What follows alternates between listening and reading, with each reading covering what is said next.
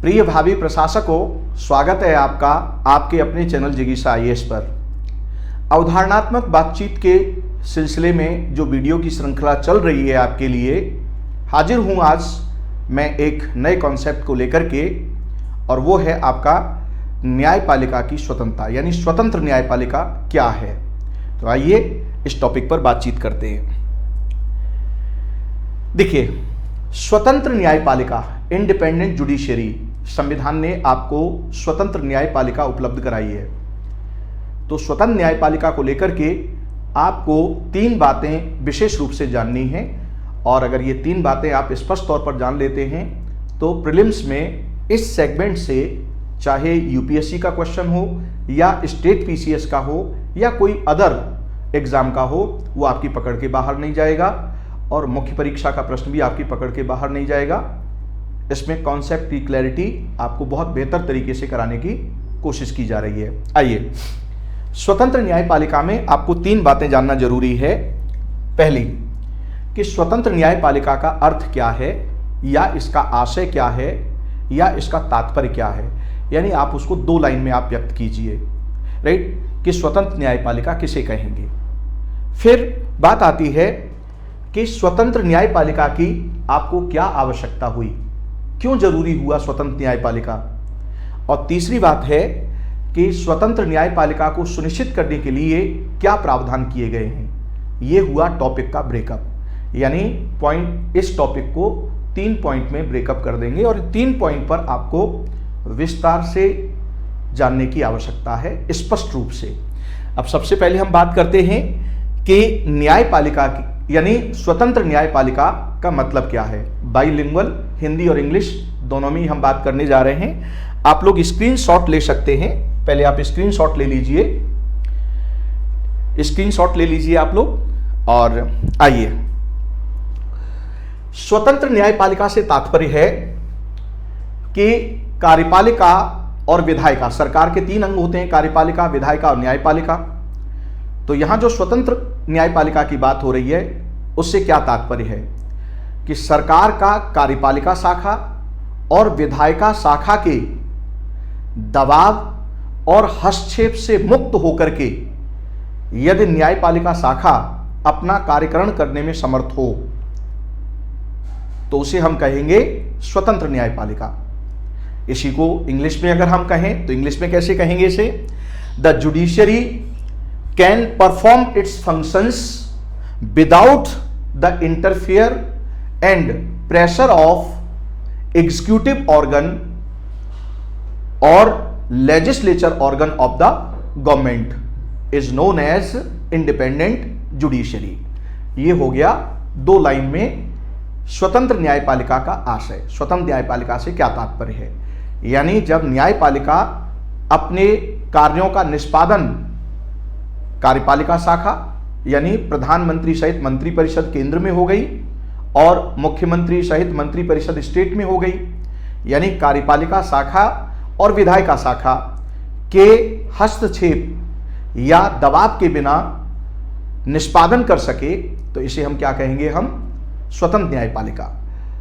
तो आइए, स्वतंत्र न्यायपालिका की हमें आवश्यकता क्यों हुई, अब जरा इस पर विचार करते हैं। और इस पर आपके क्वेश्चन भी बना है, प्रीलिम्स में भी क्वेश्चन बनता है और मेंस में भी क्वेश्चन बनता है। उन क्वेश्चंस पर भी हम लोग बात करेंगे, लेकिन पहले अवधारणा समझ लीजिए। तो आप इसका स्क्रीनशॉट ले सकते हैं कि स्वतंत्र न्यायपालिका की आवश्यकता क्यों, why the need of independent judiciary. तो इंडिपेंडेंट जुडिशरी की आवश्यकता की पहली वजह है आपके कि भारतीय संविधान के भाग 3 में मूलाधिकार दिए हुए हैं, जो एक व्यक्ति के मूलभूत अधिकार होते हैं, जिनके बिना एक व्यक्ति के व्यक्तित्व का संतुलित विकास नहीं हो सकता, और ये प्रकृति प्रदत्त अधिकार होते हैं। तो संविधान के भाग 3 में इन मूलाधिकारों को अंतः स्थापित किया गया है, और संविधान ने इनके संरक्षण की गारंटी दी है। किसके, राज्य के जो कार्रवाइयां हैं उनके विरुद्ध, यानी राज्य जो कार्रवाइयां करेगा तो उन कार्रवाइयों के दायरे में या उन कार्रवाइयों के तहत मूलाधिकारों का अतिक्रमण नहीं किया जाएगा। ये बात स्पष्ट तौर पर संविधान के अनुच्छेद 13 की धारा 2 में लिख दी गई है। और साथ ही अनुच्छेद 32 के तहत सर्वोच्च न्यायालय को यह जिम्मेदारी दी गई है कि आप इनका संरक्षण करोगे। राइट ना? तो संविधान ने मूलाधिकारों की गारंटी दी है और गारंटर किसको बनाया है? सर्वोच्च न्यायालय को।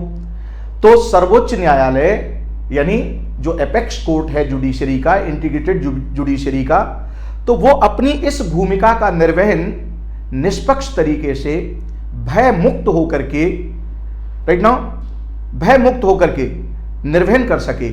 तो उसके लिए कार्यपालिका और विधायिका शाखा का इस पर दबाव नहीं होना चाहिए, तभी वो इस भूमिका का निर्वहन कर पाएंगे। तो संविधान राज्य के विरुद्ध मूलाधिकारों के संरक्षण की गारंटी देता है। Constitution ensures the guarantee of fundamental rights in part 3 of the constitution against the state action. और यहां स्टेट एक्शन का मतलब क्या है? अनुच्छेद 12 को अगर आप पढ़ेंगे तो क्या दिया हुआ है स्टेट एक्शन में कि केंद्र की कार्यपालिका यानी केंद्र की सरकार और संसद, प्रत्येक राज्य विधानमंडल, प्रत्येक राज्य का राज्य विधानमंडल और राज्य सरकार। तो आप देख रहे हैं कि विधायिका ऑर्गन हो गया और कार्यपालिका ऑर्गन हो गया। राइट नाउ स्पेशली मेंशन किया हुआ है, उसमें न्यायपालिका को मेंशन नहीं किया है, तो वो फिर राज्य वाले कंसर्न में आए। हम लोग इस पर वीडियो ला चुके हैं ऑलरेडी, प्लेलिस्ट में जाकर के देख सकते हैं कि अनुच्छेद 12 के तहत राज्य के दायरे में क्या न्यायपालिका शाखा भी शामिल है, तो उस पर हम लोग बात कर चुके हैं। तो मूलतः संविधान ने कार्यपालिका और विधायिका शाखा का उल्लेख किया है, राइट ना, कि आप ऐसी कोई विधि नहीं बना सकते जो इन अधिकारों को न्यून करे। राइट, और गारंटर किसको बना दिया? आपके सुप्रीम कोर्ट को। और इस प्रकार सर्वोच्च न्यायालय को मूलाधिकारों का गारंटर बनाया गया है। प्रीलिम्स में क्वेश्चन भी आता है कि मूलाधिकारों का गारंटर कौन है, तो मूलाधिकारों का गारंटर कौन होगा? आपका सर्वोच्च न्यायालय अनुच्छेद 32 के तहत। Thus, the Supreme Court has been made guarantor of fundamental right under Article 32। तो ये पहली वजह है कि न्यायपालिका संविधान में प्रदत्त मूलाधिकारों के गारंटर के रूप में अपनी भूमिका निभा सके निष्पक्ष और भय मुक्त होकर के, तो उसके लिए इसका स्वतंत्र होना आवश्यक है। अर्थात कार्यपालिका और विधायिका का न तो कोई इंटरफेयर होना चाहिए और न ही उसका कोई दबाव होना चाहिए। आइए इसकी दूसरी वजह क्या है? दूसरी वजह यह है कि संविधान में आधारतः संघात्मक प्रणाली को अपनाया गया है। बेसिकली फेडरल सिस्टम है, और फेडरल सिस्टम में क्या होता है कि केंद्र और राज्य दो स्तर की सरकार होती है जिनके बीच शक्तियों का बंटवारा किया होता है। तो शक्तियों के यह बंटवारा, ये जो विभाजन है, संघीय विभाजन, ये बने रहना चाहिए। यानी केंद्र सरकार राज्य के क्षेत्राधिकार का अतिक्रमण न करे और राज्य सरकार केंद्र के क्षेत्राधिकार का अतिक्रमण न करे, ये जरूरी है। तो इसका मतलब अगर इनके बीच कोई विवाद पैदा होगा तो उसे कौन डिसाइड करेगा? राइट, तो अनुच्छेद 131 के तहत यह भूमिका किसको दी गई है? सुप्रीम कोर्ट को दी गई है। तो सुप्रीम कोर्ट संघीय न्यायालय के रूप में कार्य करता है। तो अब संघीय न्यायालय के रूप में वो अपनी इस भूमिका का निर्वहन करे, इसके लिए जरूरी यह है कि कार्यपालिका शाखा और विधायिका शाखा का उस पर न तो कोई दबाव हो और न ही कोई इंटरफेयर हो, तभी वो इस भूमिका का निष्पक्ष और भय मुक्त होकर के निर्वहन कर सकेंगे और न्याय दे सकेंगे। राइट, तो दूसरी वजह आपकी ये हो गई।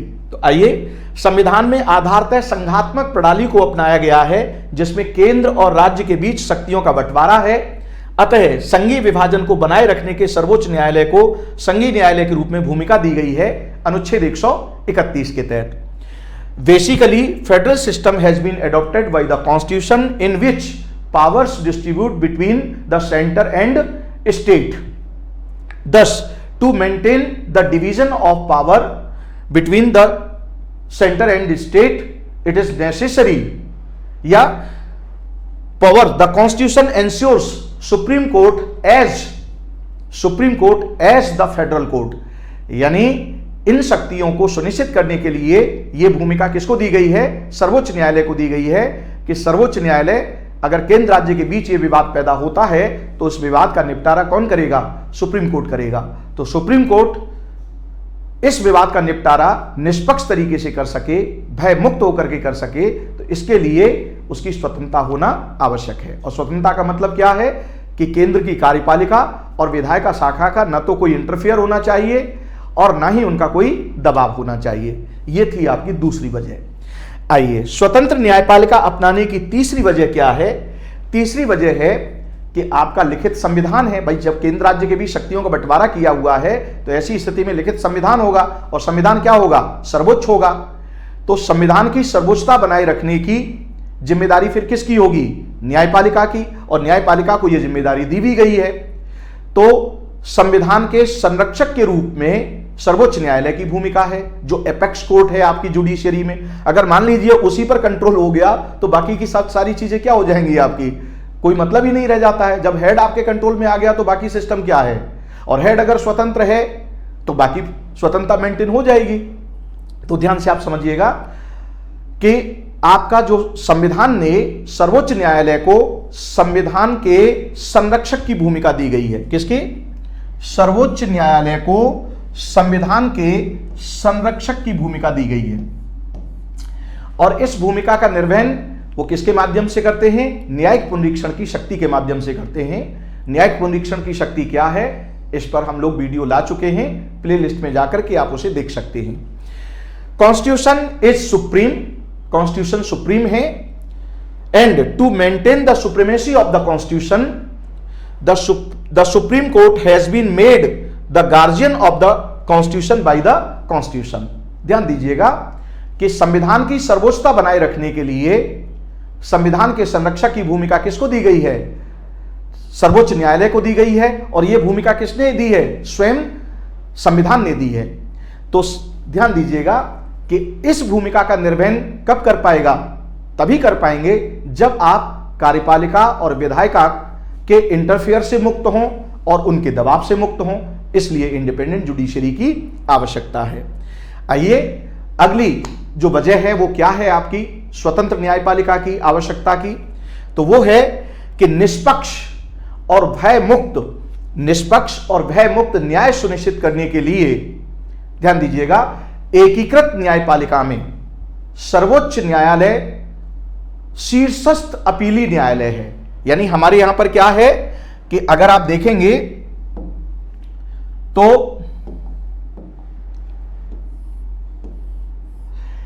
ये आपके अधीनस्थ न्यायालय हैं। इसके ऊपर उस राज्य के उच्च न्यायालय होगा और शीर्ष पर कौन है? आपका सर्वोच्च न्यायालय है। यह है आपकी एकीकृत न्यायपालिका। तो एकीकृत न्यायपालिका में सर्वोच्च न्यायालय हाईएस्ट कोर्ट है अपील का। यानी सबसे पहले सुनवाई यहां होती है, फिर इसके फैसले के विरुद्ध हाई कोर्ट में, और हाई कोर्ट के फैसले के विरुद्ध सुप्रीम कोर्ट में जा सकते हैं आप। सिविल मामले में अनुच्छेद 133 के तहत, और फौजदारी मामले में यानी दांडिक मामले में अनुच्छेद 134 के तहत। तो यह अपीली न्यायालय है।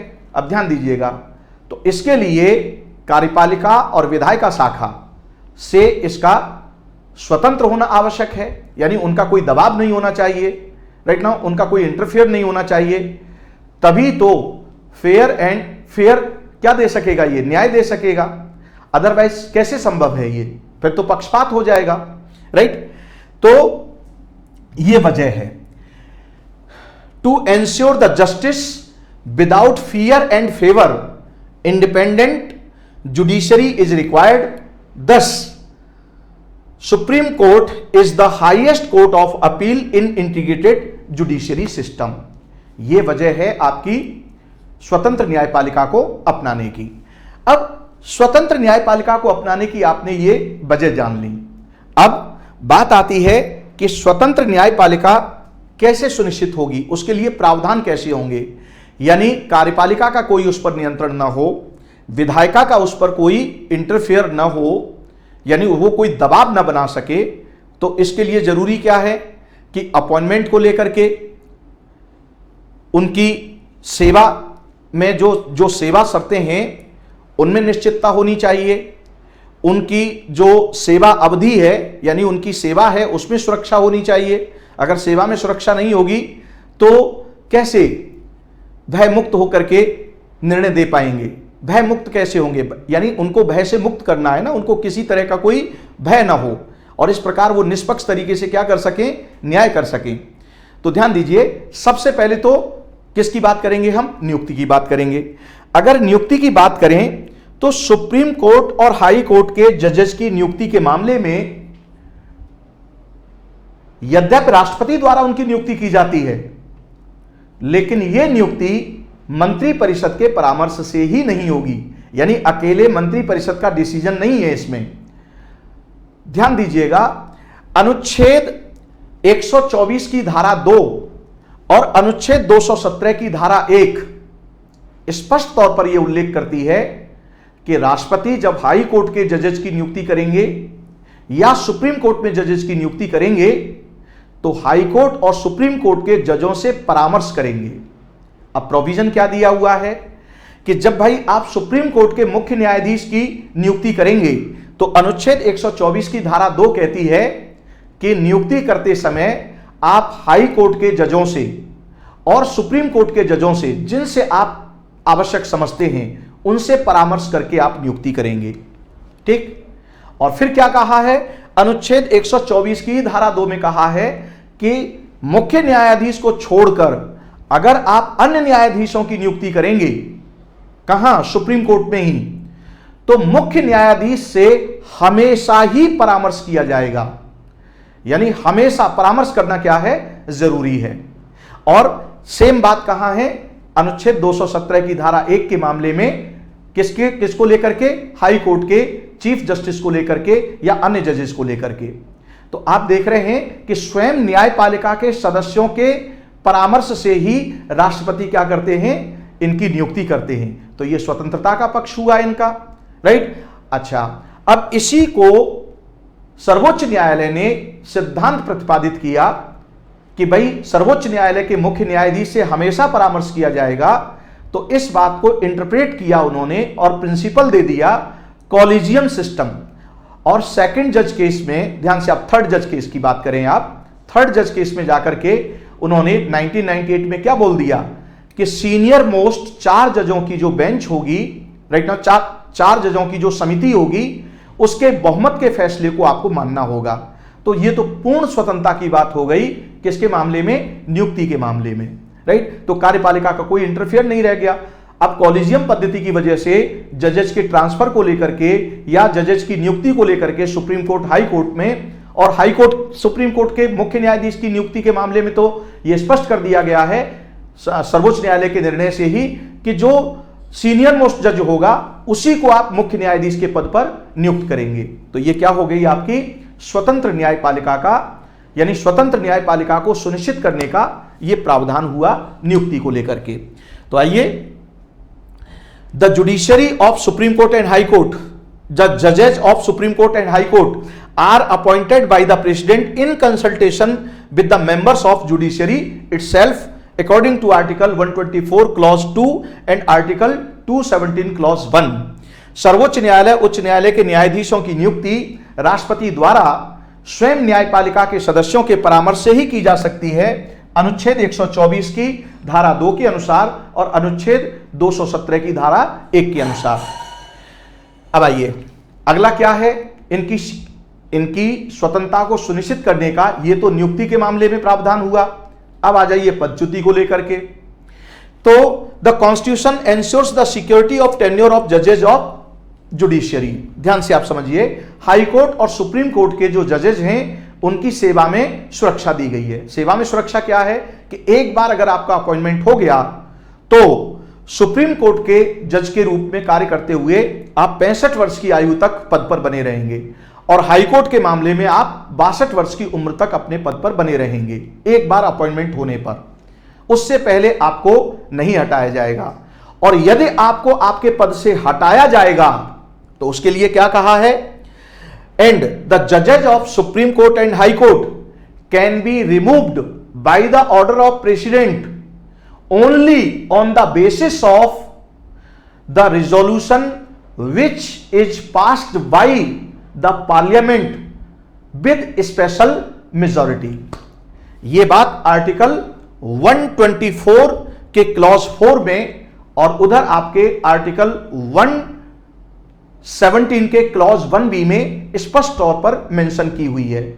क्या कहा है कि सर्वोच्च न्यायालय का कोई न्यायाधीश हो या हाई कोर्ट का कोई न्यायाधीश हो, यानी उनका कार्यकाल पूरा होने से पहले अगर आप उन्हें पद से हटाएंगे तो पद से राष्ट्रपति आदेश के माध्यम से तभी हटा सकते हैं जब संसद द्वारा विशेष बहुमत से एक संकल्प पारित किया गया हो।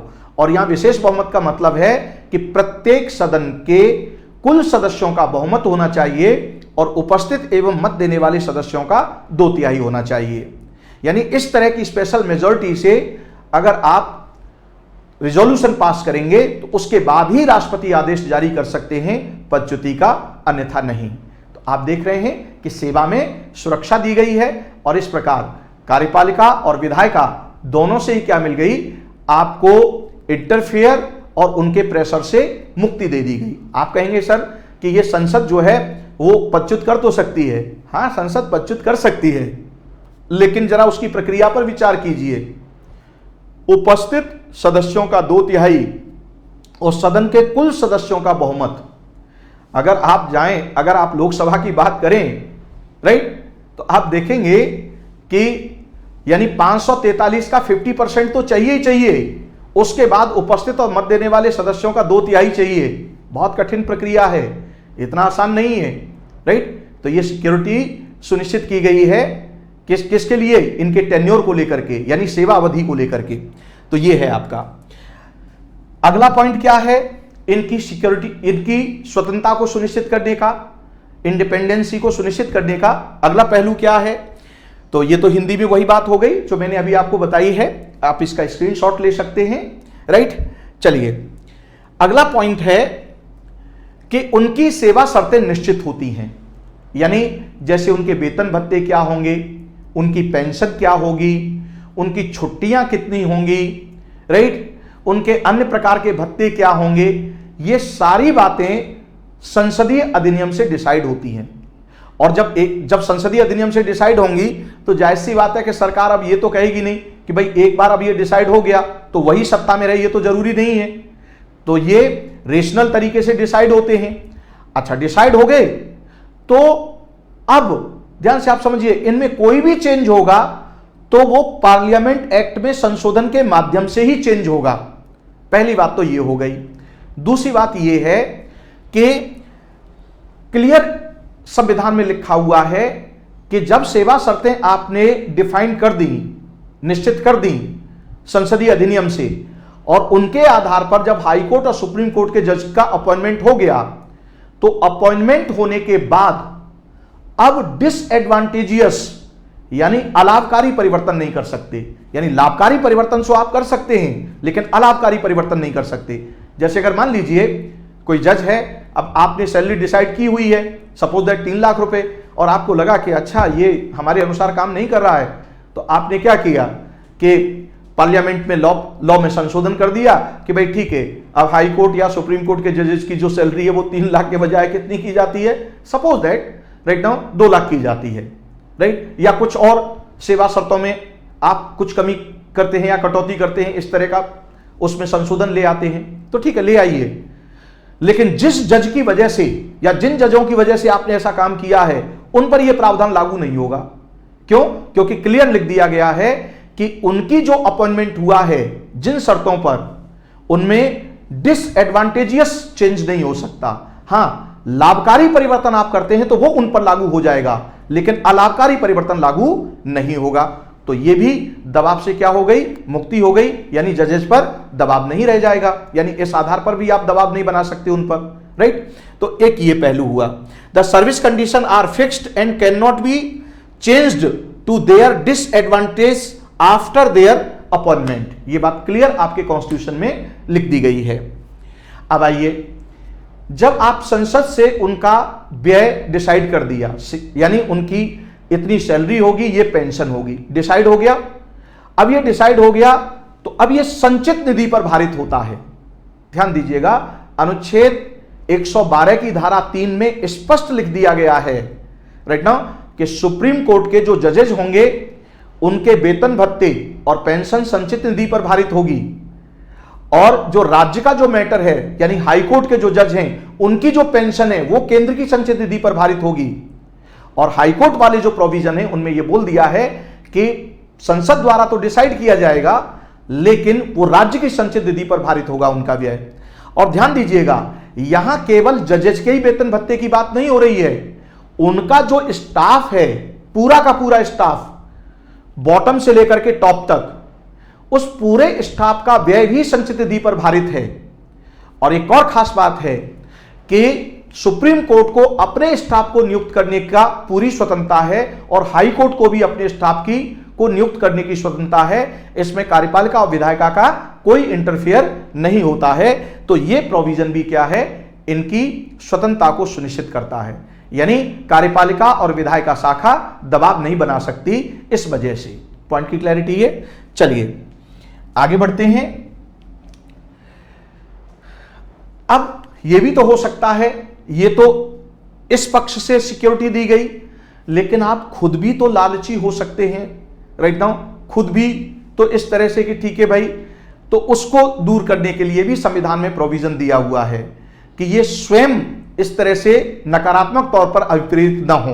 तो उसके लिए प्रोविजन क्या कर दिया है कि अवकाश प्राप्ति के बाद, चाहे सुप्रीम कोर्ट के जज के रूप में आपने अब काम किया हो या हाई कोर्ट के जज के रूप में कार्य किया है, जैसे ही आप अवकाश प्राप्त कर लेंगे तो अवकाश प्राप्ति के बाद ध्यान से आप समझिएगा, अनुच्छेद 124 की धारा 7 कहती है कि सुप्रीम कोर्ट का कोई भी जज अवकाश प्राप्ति के बाद किसी भी न्यायालय में वकालत नहीं कर सकता। और अनुच्छेद 220 में हाई कोर्ट के मामले में यह कहा गया है कि आप सुप्रीम कोर्ट में वकालत कर सकते हैं, लेकिन जिस हाई कोर्ट में आपने जज के रूप में कार्य किया है उस हाई कोर्ट में आप वकालत नहीं कर सकते। यानी आप दूसरे हाई कोर्ट में आप वकालत कर सकते हैं लेकिन उस कोर्ट में नहीं वकालत कर सकते। तो ये बात क्या हो गई आपकी, इनकी स्वतंत्रता को सुनिश्चित करने से संबंधित हो गई। After retirement they can not practice any court according to article 124 clause 7 in case of supreme court and in case of high court according to article 220 except in supreme court और other high court can not be practice. यानी supreme court और किसी अन्य high court को छोड़ करके बाकी आप प्रैक्टिस नहीं कर सकते। तो यह प्रोविजन दिया हुआ है और यह प्रोविजन क्या सुनिश्चित करता है, इनकी स्वतंत्रता को सुनिश्चित करता है। अब आइए एक और खास बात है कि अनुच्छेद 121 के तहत यह प्रोविजन दिया हुआ है कि संसद के किसी भी सदन में, और अनुच्छेद 211 में यह प्रावधान दिया हुआ है कि राज्य विधानमंडल के किसी भी सदन में, चाहे हाई कोर्ट के जज हों या सुप्रीम कोर्ट के जज हों, उनके कार्य व्यवहार को लेकर के बहस नहीं की जा सकती। यह बात स्पष्ट है। ठीक, अब इसी को जरा इंग्लिश में समझ लीजिए। No discussion shall takes place in Parliament under article 121 and state legislature according to article 211 with respect to the conduct of any judge of Supreme Court and High Court। यानी कि अनुच्छेद 121 के अनुसार संसद के किसी भी सदन में और अनुच्छेद 211 के अनुसार राज्य विधानमंडल के किसी भी सदन में, चाहे हाई कोर्ट के जज हों या सुप्रीम कोर्ट के जज हों, उनके कार्य व्यवहार को लेकर के बहस नहीं की जा सकती। और यह बहस कब हो सकती है, सिर्फ तब हो सकती है जब उन्हें पद से हटाया जाए, और किसी मामले में नहीं हो पाएगी। यानी जब उन्हें पदच्युत करने का मामला संसद में चल रहा हो तब तो बहस हो सकती है, और राज्य विधानमंडल में तो बहस होने का सवाल ही नहीं उठता है किसी भी कंडीशन में, राइट। हाँ, संसद में बहस हो सकती है किस केस में, जब उन्हें उनके पद से हटाने का प्रस्ताव संसद में लाया गया हो, उस समय बहस हो सकती है। बाकी और किसी स्थिति में इनके कार्य व्यवहार को लेकर के बहस नहीं हो सकती। इस तरह के प्रावधान आपके बनाए गए हैं, सुनिश्चित किए गए हैं संविधान में, जो न्यायपालिका की स्वतंत्रता को सुनिश्चित करते हैं। तो नटसेल में एक बार पुनः फिर रिवाइज कर देता हूं आपको कि न्यायपालिका की स्वतंत्रता से तात्पर्य क्या है कि कार्यपालिका और विधायिका शाखा के दबाव और हस्तक्षेप से मुक्त होकर के अगर न्यायपालिका अपना कार्यकरण करने में समर्थ हो तो उसे हम कहेंगे स्वतंत्र न्यायपालिका। इसकी जरूरत क्यों हुई? क्योंकि संविधान सर्वोच्च है, तो संविधान की सर्वोच्चता बनाए रखने के लिए, राइट नाउ, मूलाधिकारों के संरक्षण के लिए, राइट नाउ, निष्पक्ष न्याय देने के लिए, क्योंकि अपीली कोर्ट है और केंद्र राज्य के बीच शक्तियों का बंटवारा किया गया है, तो इस संघीय विभाजन को बनाए रखने के लिए न्यायपालिका की स्वतंत्रता आवश्यक है। तो इस स्वतंत्रता को सुनिश्चित करने के लिए हमने संविधान में प्रावधान किए हैं। नियुक्ति के मामले में कार्यपालिका का कोई हस्तक्षेप नहीं है। पदच्युति के मामले में आप देखेंगे कि कार्यपालिका का कोई हस्तक्षेप नहीं है। संसद द्वारा उनकी पदच्युति होगी और वो भी विशेष बहुमत से, राइट ना, वो भी साधारण बहुमत से नहीं हो सकती, राइट ना, विशेष बहुमत का प्रोविजन है। इनके वेतन भत्ते हैं वो संचित निधि पर भारित होते हैं, राइट ना, अलाभकारी परिवर्तन नहीं किया जा सकता इनकी सेवा शर्तों में। इनका व्यय संचित निधि पर भारित है तो उस पर वोट नहीं हो सकता, राइट। और प्लस इनका जो सेवक गण है, यानी इनके जो स्टाफ है, उसका भी व्यय संचित निधि पर भारित होता है, राइट। और संसद में किसी भी तरह की बहस नहीं हो सकती इनके कार्य व्यवहार को लेकर के। तो ये हो गई इनकी स्वतंत्रता को सुनिश्चित करने संबंधी प्रावधान। आशा करता हूं कि न्यायपालिका की स्वतंत्रता से संबंधित ये अवधारणा आपको स्पष्ट हुई होगी और इस पर प्रीलिम्स और मेंस में जिस तरह से प्रश्न किए जाते हैं उन पर जरा एक बार दृष्टिपात कर लीजिएगा लास्ट ईयर के क्वेश्चंस बैंक उठा करके। तो मुझे नहीं लगता कि वो प्रश्न आपसे हल ना हो, निश्चित तौर पर हल होंगे। और अगर कोई भी असुविधा होती है तो आप कमेंट बॉक्स में आप हमें जरूर कमेंट करें और आपकी समस्या का समाधान किया जाएगा। आपके पास ये नंबर भी है हमारा, अगर कोई भी वीडियो आप देख रहे हैं, सुन रहे हैं, उस पर नोट्स बना रहे हैं और अगर आपको असुविधा हो रही है तो आप हमें व्हाट्सएप पर मैसेज बुक कर सकते हैं। आवश्यकता हुई तो यानी आपको टेक्स्ट मैसेज के माध्यम से स्पष्ट कर दिया जाएगा और अगर आवश्यकता हुई तो आपके पास कॉल आ जाएगी, वीडियो कॉल भी आ जाएगी, राइट नाउ। तो ये सुविधा भी आपके पास उपलब्ध है, तो आप इस नंबर पर हमसे संपर्क कर सकते हैं किसी भी असुविधा के लिए। और अगर आपको अपनी ओर से किसी टॉपिक पर वीडियो चाहिए तो वो भी आप कमेंट बॉक्स में हमें रिकमेंड कर सकते हैं, हम उस पर भी वीडियो लाने की कोशिश करेंगे। तो आज यहीं पर मैं विराम लेता हूं, फिर आपसे मुलाकात होती है इसी तरह की अवधारणात्मक वीडियो के इस श्रृंखला में किसी महत्वपूर्ण टॉपिक को लेकर के। तब तक के लिए आप खूब खुश रहें, स्वस्थ रहें और विदा लेता हूं। जय हिंद।